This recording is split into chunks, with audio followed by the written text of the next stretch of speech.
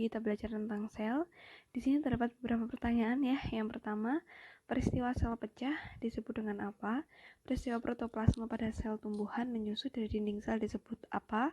Peristiwa pembentukan vakuola dan vesikel untuk menelan molekul disebut apa?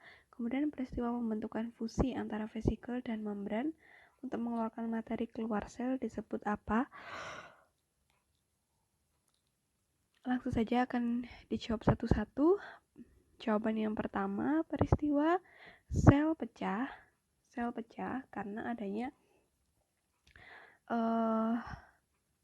kondisi di mana sel direndam pada larutan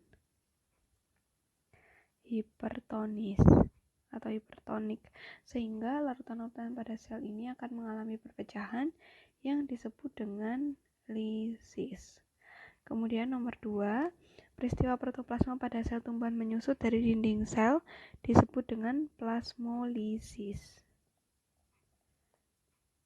Karena plasmanya yang hilang, sehingga dia disebut sebagai plasmolisis. Karena penyusutan itu sama dengan proses pemecahan dari sel atau yang kita sebut dengan lisin pada pertanyaan pertama. Kemudian yang ketiga, peristiwa pembentukan vakuola atau vesikel untuk menelan molekul disebut dengan endositosis.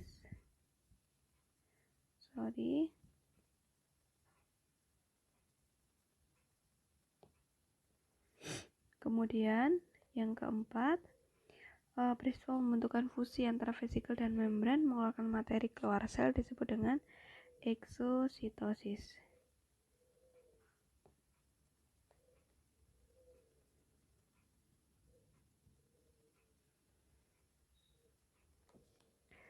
Sehingga jawabannya udah ada ya. Jawaban yang tepat yakni lisis, plasmolisis,